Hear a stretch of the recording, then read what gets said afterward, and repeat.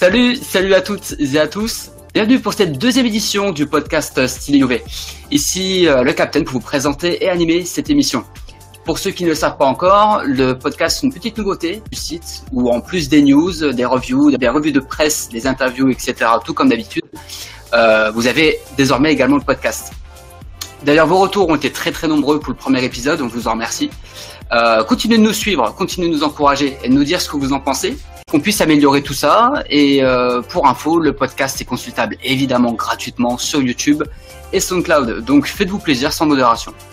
Donc pour animer ce deuxième podcast, je suis évidemment pas seul, je suis accompagné de la fine équipe d'analystes et de rédacteurs du site, à commencer par notre Golden Boy à nous, notre petit jeune à fort potentiel qu'on ne vendra pas cet été, même contre un gros chèque, quoique.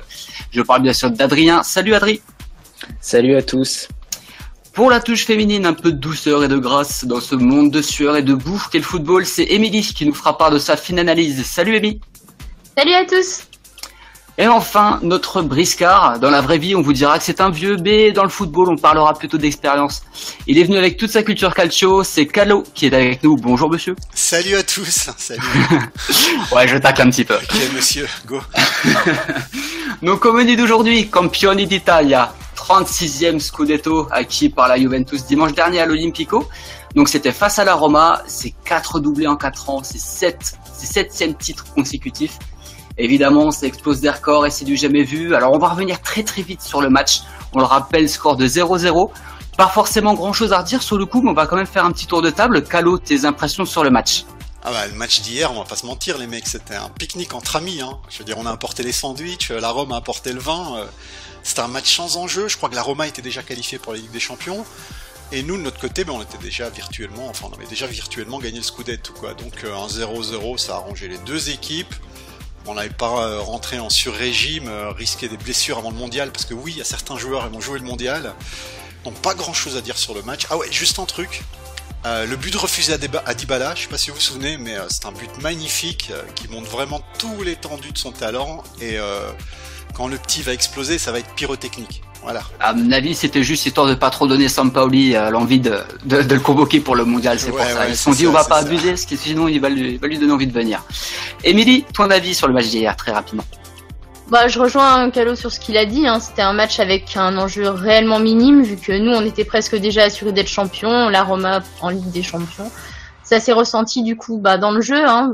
Bon, il y a eu peu d'implications, peu de choses tentées. Je crois qu'on est sur 2 tirs cadrés pour la Roma, 0 pour la Juve. Bon, alors à part cette histoire de but, quoi, refusé. Comme un air de vacances, du coup, hein, moi je trouve, pour les deux clubs. C'est vrai que le pique-nique sur la plage, c'est sympa. Rien de très bon et rien de très mauvais non plus. Je trouve juste que c'est dommage qu'on n'ait pas visé une victoire quand même sur la pelouse de la Roma, hein, parce que voilà, c'est toujours sympa de gagner chez eux. Mais bon, c'est difficile d'être déçu en sachant qu'on a le Scudetto, c'est acquis, quoi. La saison a été longue et éprouvante. On peut accorder, je pense, un match de pause à nos joueurs, c'est pas trop dramatique. Malgré tout, en plus, on a plutôt bien géré parce qu'au final, on n'encaisse pas de but et on s'est pas fait peur non plus. Donc, pour moi, rien à signaler. C'était bien. Ouais, surtout que si ça arrange les deux côtés, si ça peut préserver un petit peu les organismes, c'est vrai que c'est pas plus mal. Adri, ton avis finalement? Bah, vous avez un peu tout dit là, vous m'avez un peu tout piqué, donc j'ai plus rien à rajouter. Effectivement, c'était limite arrangé, quoi. Nous, on était, il y en a qui disaient qu'on n'était pas champion, mais il faut arrêter. On avait 15 buts d'avance, c'était irrattrapable. Mathématiquement, c'était pas fait. Ouais, voilà, mathématiquement, c'était pas fait, mais bon, pour que la différence de but diminue à ce point-là, on peut dire que c'était fait. Puis bon, maintenant, ça y est, c'est acté. Donc, le 0-0 a arrangé tout le monde. Après, faut se le dire, on a assisté à un match dégueulasse. Il s'est rien passé, à part en première mi-temps où encore ça allait, mais la deuxième mi-temps, c'était catastrophique. À part quelques joueurs, quand ils sont rentrés sur le terrain, ils ont cru qu'ils jouaient pour gagner. Je crois qu'ils avaient pas compris, mais bon, voilà. Mais sinon, rien à signaler. C'était un match sans grand intérêt, mais belle victoire entre guillemets à la fin, quoi. Ouais, c'est vrai. Après tout, gagner le Scudetto à la fin, même avec un match nul, je pense que ça forme quand même une très très belle victoire. Ouais, c'est sûr. Alors du coup, je le disais tout à l'heure, septuplé, 7e titre pour la Juventus, ce qui est un record absolu et jamais atteint, hein, forcément. La Juve rejoint par ailleurs l'Olympique Lyonnais et les Rangers, le club d'Argentine, dans le club très fermé des septuples champions. Marotta a déclaré tout à l'heure que des 7 titres, si le premier était le plus excitant, le 7e était de loin le plus dur, c'était vraiment le plus hardcore à aller chercher. Comme quoi, la Juve a toujours la dalle, mais qu'en est-il de vous, messieurs, dames? Performance exceptionnelle, banalité, est-ce qu'on banalise pas un petit peu l'exceptionnel?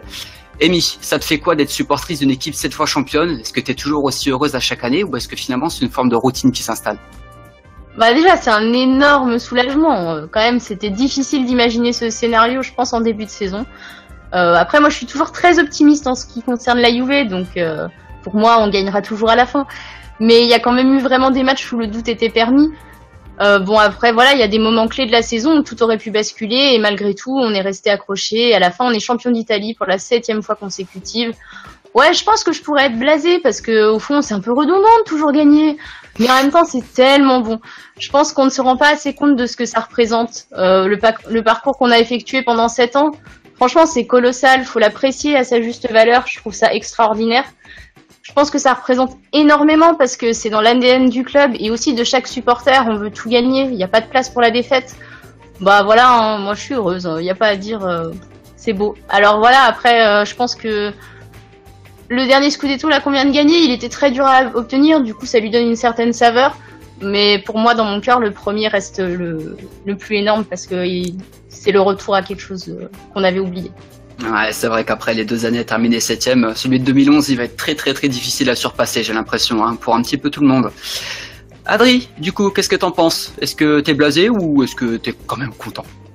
Bah, je suis d'accord avec Marotta là-dessus. C'était pas le plus beau, en tout cas. Enfin bon, même si on a quand même bien flippé en début de saison. À un moment, on était quand même 3e après l'Inter et le Napoli. Après, c'est sûr, c'est évident que c'était le plus dur des 7. Enfin, là pour moi, il y a pas de doute permis. On a été 2e pendant je sais pas combien de temps. Je crois qu'on est repassé premier pour la première fois, genre vers je sais plus. Enfin bon, je crois que c'était en 2018 ou peut-être fin 2017, je sais plus. Mais enfin, on a été 2e longtemps, parfois 3e. Pour moi, c'était, tu voyais des joueurs qui n'en pouvaient plus. Je sais pas combien de blessures on a eu cette année, mais c'était incroyable. Ah, donc, les autres années aussi, hein, faut dire. C'est vrai que l'infirmerie, c'est pas le point fort, hein, de l'équipe.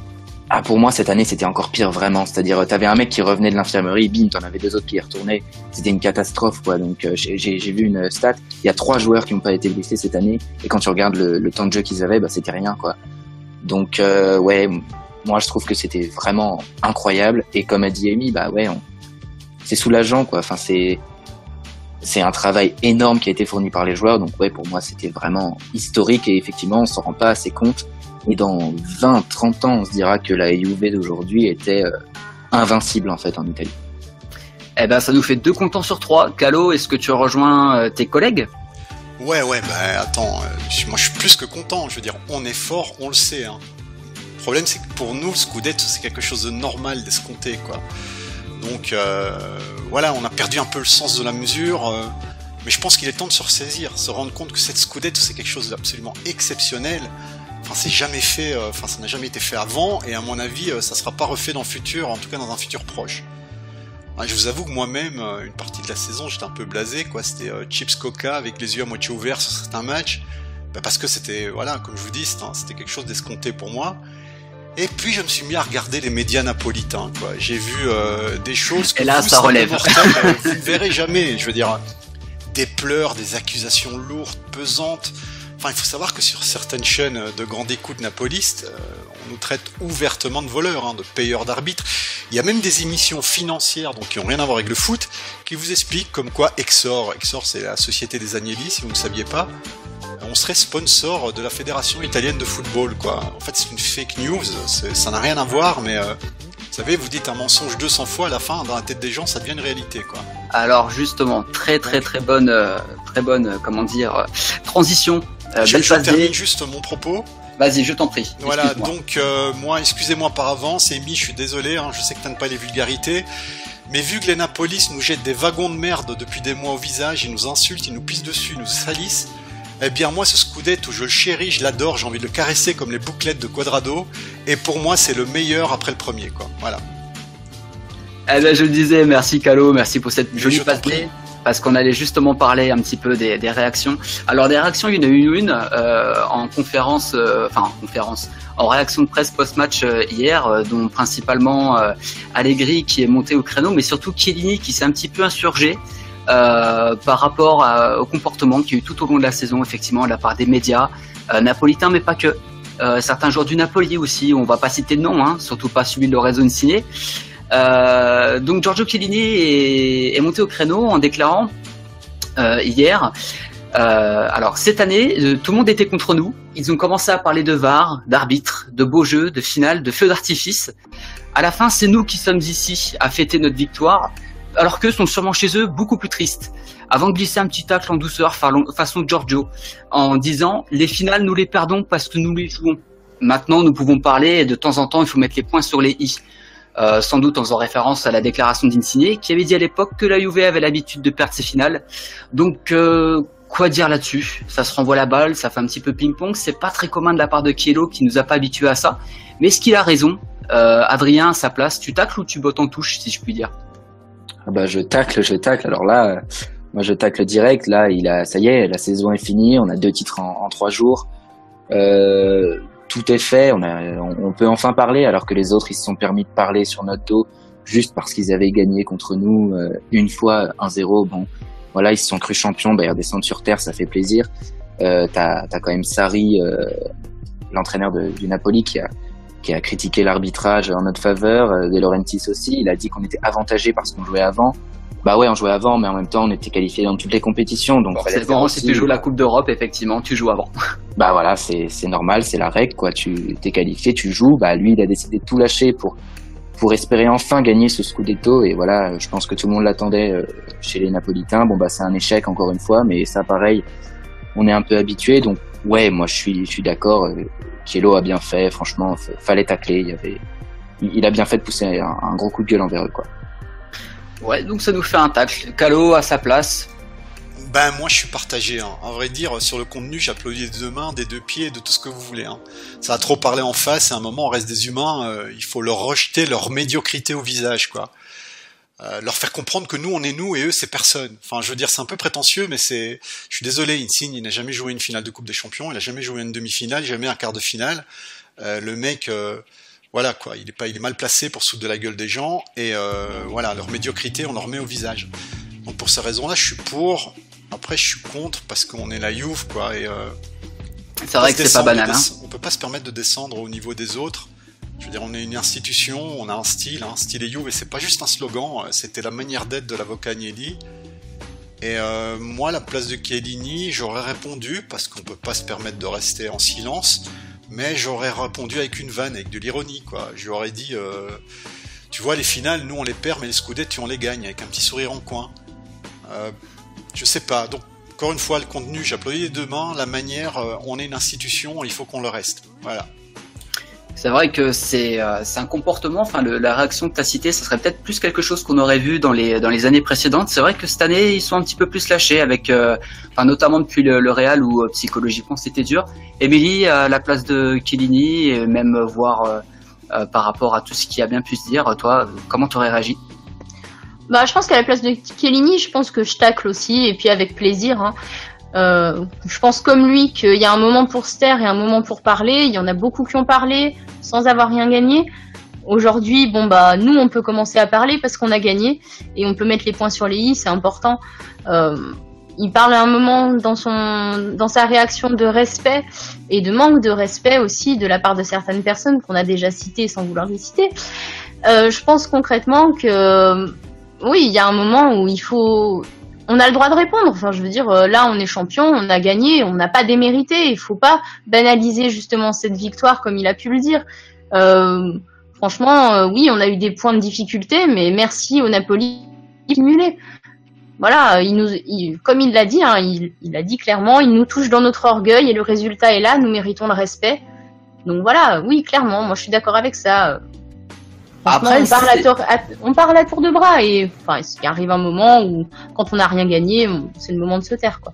Après, c'est vrai que, alors ça parle énormément, hein. Bon, après, la chose que je remarque personnellement, c'est que c'est quand même pas nouveau. Je veux dire, durant les 7 années où la Juve a été championne, ou s'est battue pour le titre, et dès la première année de toute façon, Il y a toujours eu des tacles, d'un petit peu de trash talk par-ci par-là.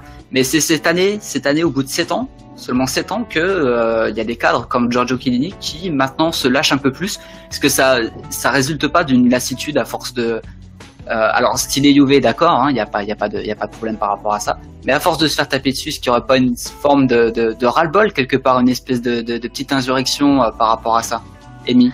Ouais, si, je suis d'accord avec ça. Je pense même au-delà de ça que cette année, plus que jamais, c'est allé très très loin dans les déclarations de la part d'autres joueurs, d'autres équipes, mais aussi de la presse et des médias en tant que tels. Je veux dire, un média doit être quand même relativement impartial et ça n'a pas du tout été le cas dans le cadre des médias italiens en tout cas, pour beaucoup qui ont vraiment été très très loin dans leurs insinuations. Et je pense que là, pour le coup, il y a eu une réelle envie en fait de déstabiliser le club et je sais pas trop comment on pourrait dire ça, mais d'avoir un poids sur la non-victoire finale de la Juve. Ouais, essayer de mettre une sorte de pression en fait finalement. Clairement. Ah mais c'est la guerre médiatique, hein. C'est un fait. Hein. Moi, il faut imaginer tous les journalistes, supporters de l'Inter, du Milan, de la Rome, de Naples, tout ça, leur foi explose comme des pop-corn, quoi. Ils deviennent fous et c'est très bien comme ça. Voilà. Oui, mais partant de là, on est journaliste et un journaliste se doit d'être un minimum impartial, même s'il en a assez de voir gagner la Juve éternellement, recommencement, etc. Et c'est pas son rôle d'aller dire des choses pareilles. Ah mais là tu parles d'un monde idéal. Malheureusement on ne vit pas dans un monde idéal. Le monde est fait de partialité, de sous-entendus et de gens qui se disent au-dessus de toute partialité et qui en fait ne le sont pas du tout, quoi. Il y a beaucoup de partialité, je pense, toutes ces années où on a gagné, elle a jamais été aussi forte que cette année. Ouais, ça s'empire avec le temps. Ouais, sûrement la conclusion de cette année, cette année de règne, forcément, ça commence à peser non seulement, je pense, forcément sous le dos de l'adversité. C'est clair que quand on s'appelle la Roma, l'Inter, le Milan ou même le Napoli, forcément, et qu'on voit son rival gagner depuis 7 ans et qu'à côté on se contente de miettes, ou même pas de miettes à vrai dire, parce que quand la Juve passe par là, il n'y a aucun trophée à se mettre sous la dent, à part une pauvre Supercoupe à la rigueur. On peut comprendre que ces clubs-là soient blasés. Après, au niveau des journaux, des médias, c'est vrai qu'il y a quand même c'est quand même des professionnels. Il y a quand même une part d'objectivité à avoir. Leur but, c'est pas d'être partisan, c'est d'être quand même assez objectif. Donc voilà, je pense quand même qu'il y a quand même une dose d'objectivité à avoir pour eux, même s'ils en ont marre, quoi, entre guillemets. Ouais, ça je suis d'accord pour tout ce qui est médias. Donc ouais, ils doivent rester impartiaux et tout. Mais par exemple, ouais, les tifosi des autres clubs qui crachent et tout ça, bah ça je m'en fous un peu. Hein. Ils peuvent pleurer, tout ça, je me nourris de leurs larmes. Mais effectivement, je trouve que les médias, ça va pas du tout. Et comme dit Amy, il faut vraiment être impartial parfois, parce que là parfois c'était ridicule, quoi. Tu regardais les Napolitains, ils nous crachaient dessus tout au long de la saison, quoi. Je pense qu'ils sont pas habitués à ça, quoi.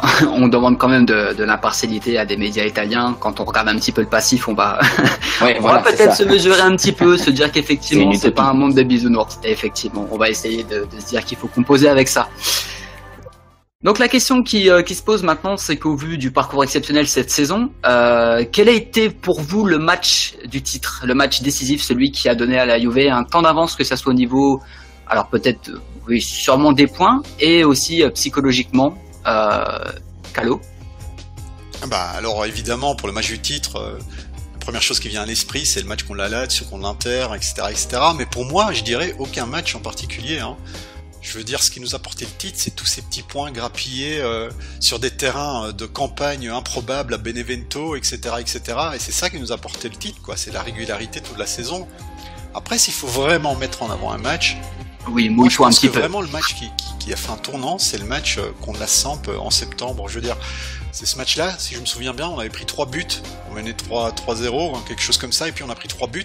Et à la fin du match, Chiellini qui est arrivé devant les micros, et qui a commencé à engueuler l'équipe, qui a critiqué l'équipe en disant qu'on n'était pas assez attentif, pas assez sérieux, pas assez carré, et il a donné un petit coup de taser, quoi, sur l'équipe. Ça a réveillé un peu tout le monde, et depuis ce match-là, on est redevenu nous-mêmes, on est redevenu très solide en défense, tactiquement très dur.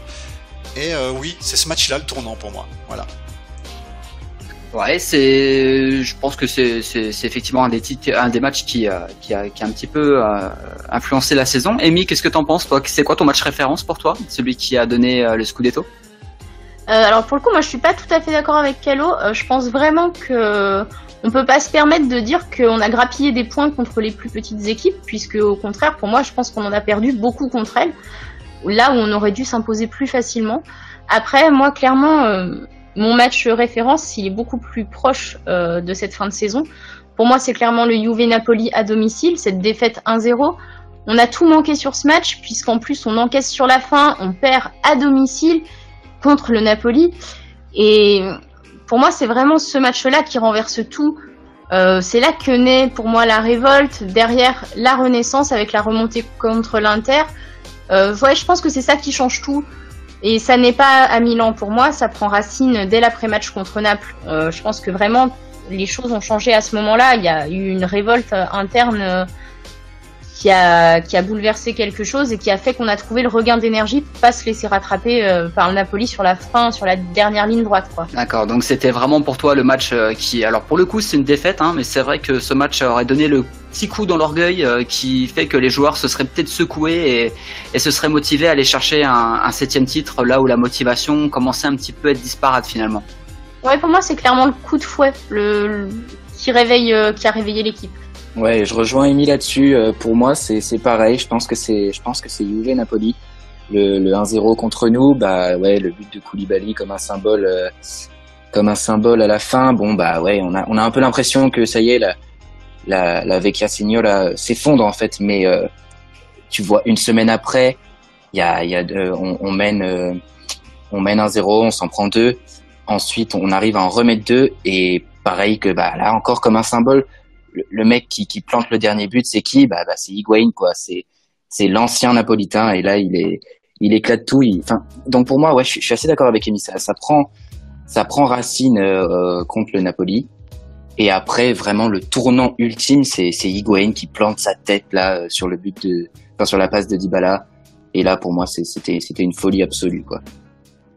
Ouais, comme quoi on a deux matchs en ce qui vous concerne, plutôt sur la fin, alors que c'est étonnant hein, parce que le Napoli a été en tête une bonne partie de la saison et finalement ouais il aura fallu ce petit coup de casque, de Koulibaly pour remettre la Juve en selle. En parlant de titre justement, en parlant de cette superbe saison, hein, on le répète encore une fois, mais encore un doublé, le 4e de suite.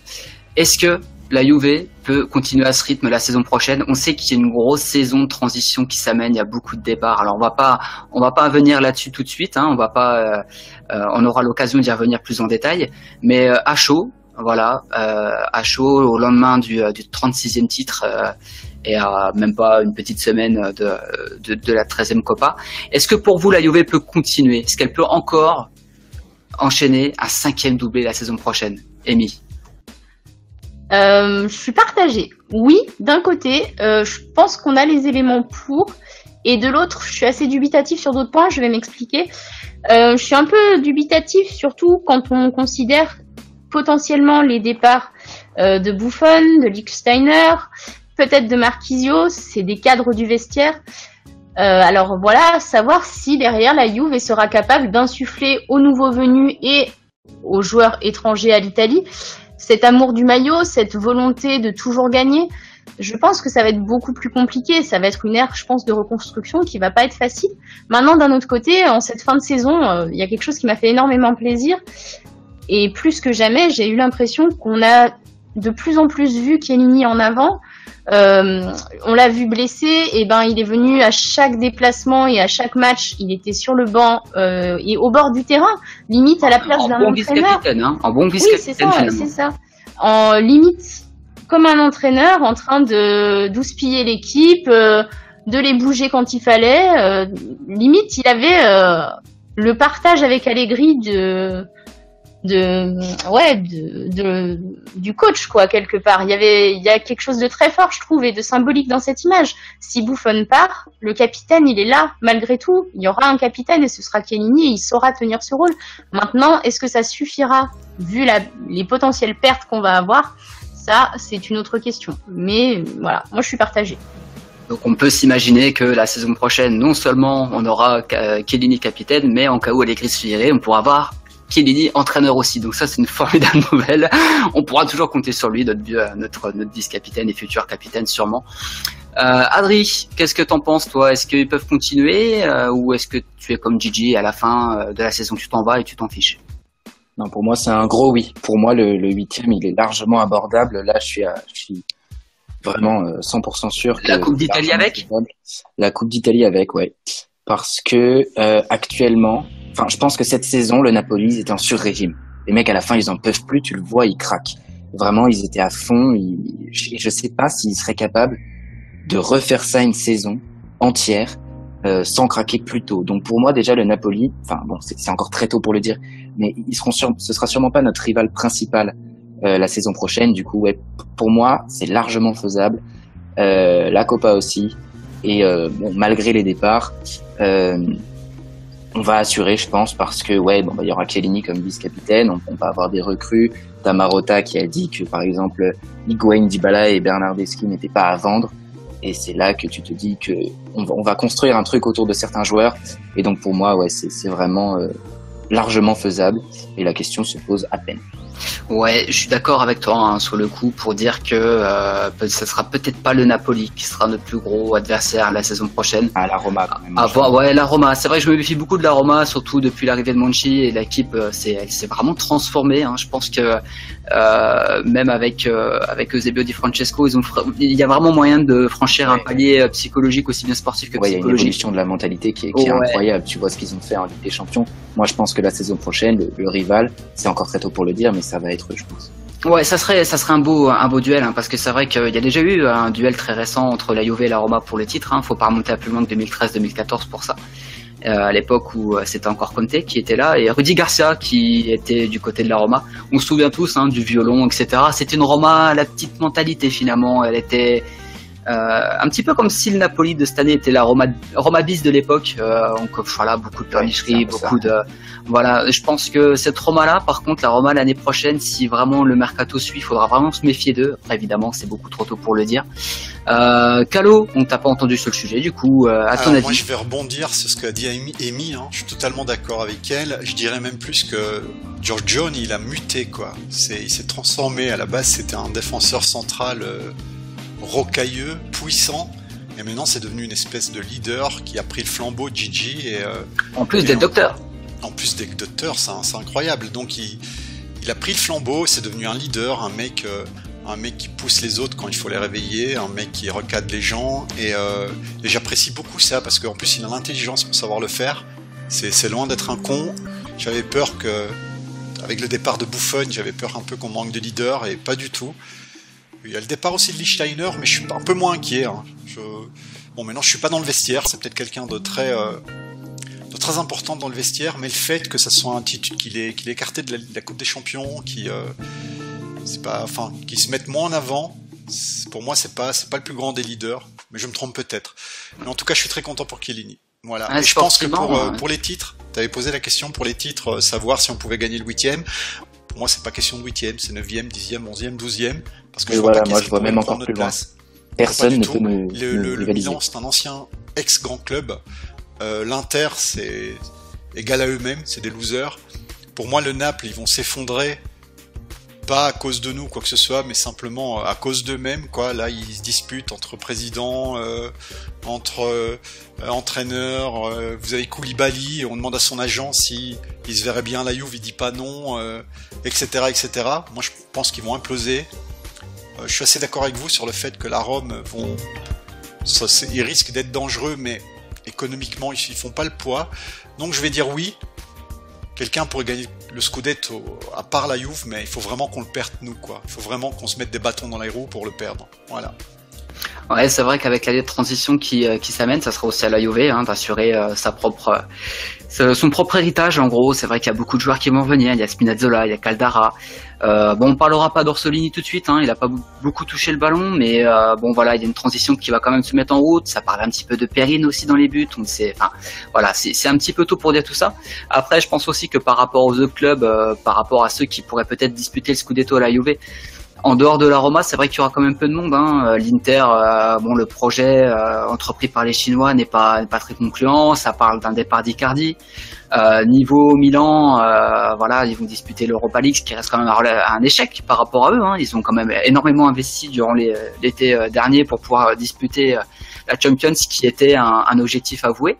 Le Napoli, sûrement, on craint.